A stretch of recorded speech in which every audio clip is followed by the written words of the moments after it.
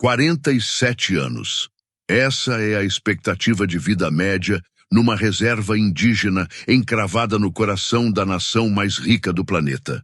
Não estamos falando do Iêmen, não estamos falando do Afeganistão. Estamos falando de South Dakota, Estados Unidos da América. Pine Ridge não aparece nos cartões postais, não aparece nos roteiros turísticos, não aparece nas manchetes, mas existe. E o que acontece ali dentro deveria incomodar qualquer pessoa que se considere parte deste mundo.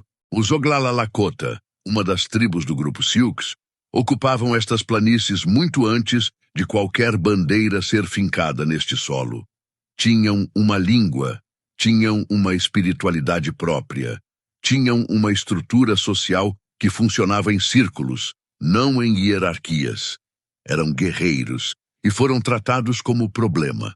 Em 1890, as tropas dos Estados Unidos executaram o que ficou conhecido como o Massacre de Wounded Knee. Homens, mulheres e crianças. Lakota foram abatidos a tiros de canhão enquanto acampavam para receber rações do governo. Alice War Bonnet, uma sobrevivente, descreveu cavalos mortos espalhados por todo lado e gritos que vinham do escuro. Silhuetas que ninguém conseguia identificar. Aquele evento nunca cicatrizou.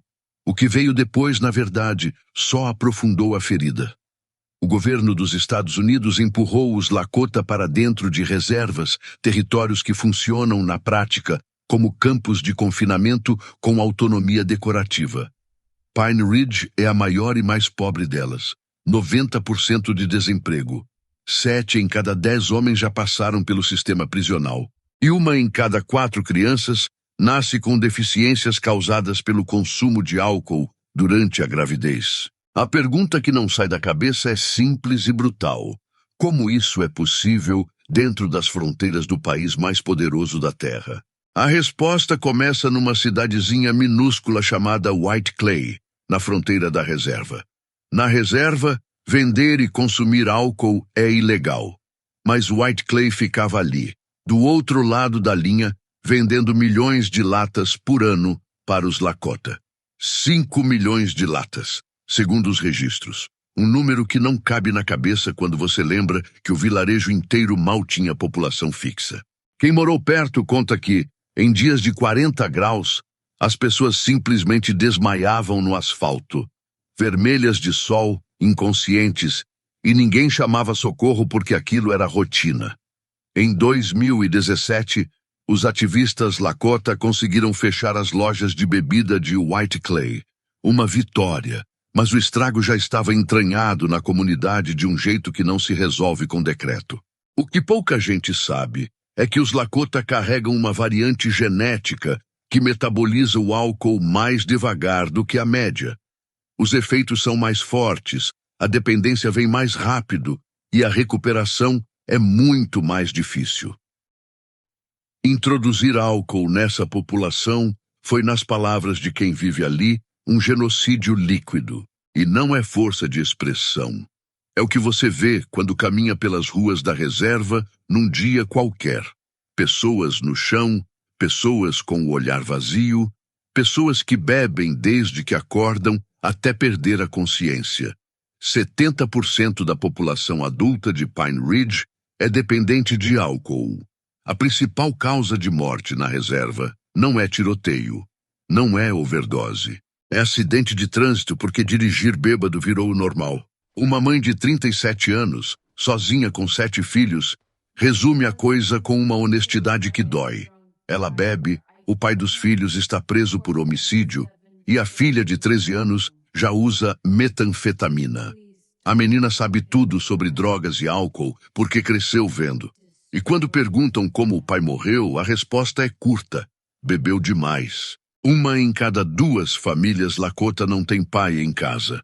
Os homens são engolidos pela criminalidade, pelas gangues, pela prisão. A polícia tribal, formada por pessoas que vivem os mesmos problemas que precisam conter, tenta segurar o que pode. Mas o que pode é pouco. Os agentes falam de armas de fogo nas mãos de adolescentes, de rituais de iniciação que exigem atirar em alguém na perna, de garotas que desaparecem depois de aceitar drogas de estranhos. Denver, Minneapolis.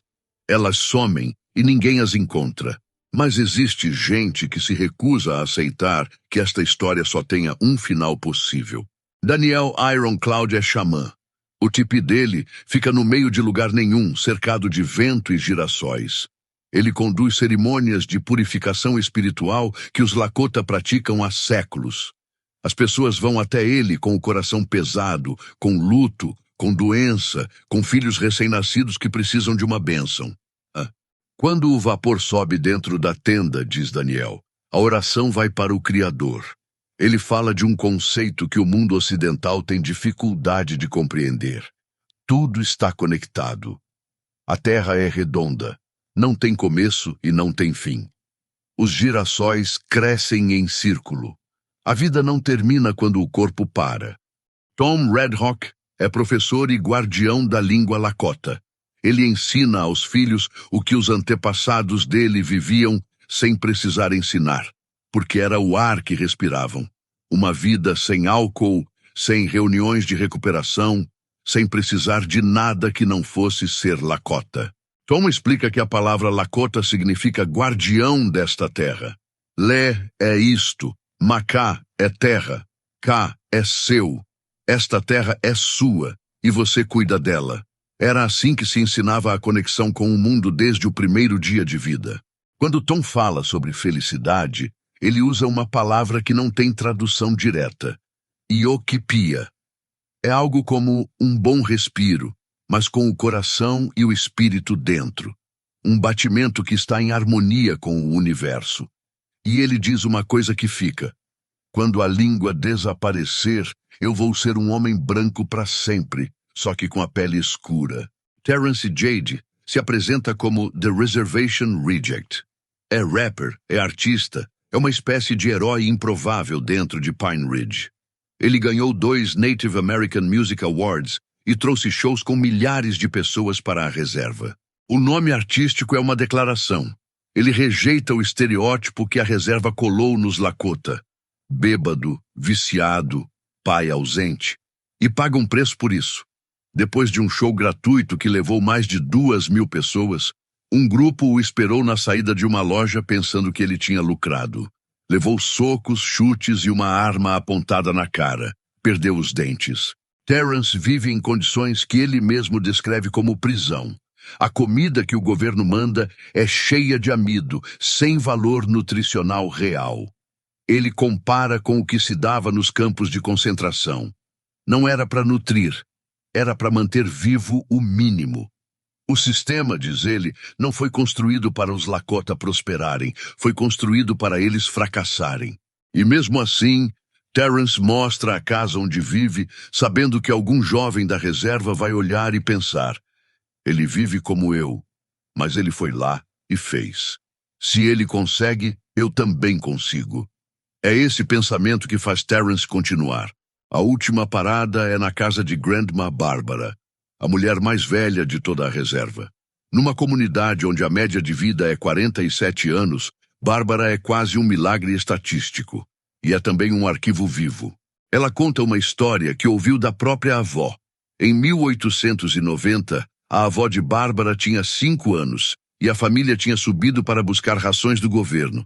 Acamparam por cerca de uma semana, esperando, até que o mensageiro chegou. Estão matando todo mundo em Wounded Knee, e dava para ouvir os canhões. Quando os parentes voltaram dias depois, os tipis estavam queimados, as cabanas destruídas. Tudo que existia naquela terra tinha virado cinza. A história termina no mesmo lugar onde começou, Wounded Knee. A ferida que deu nome ao lugar nunca fechou, e talvez nunca feche, mas os Lakota continuam ali. O xamã disse que não existe começo e não existe fim. No início soa como uma frase bonita de calendário, mas depois de andar por aquelas ruas, de ouvir aquelas vozes, de ver aqueles rostos, o sentido muda.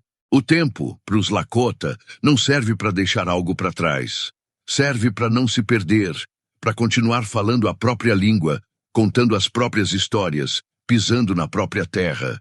sabendo que alguém antes de você pagou com a vida para que você ainda pudesse estar ali.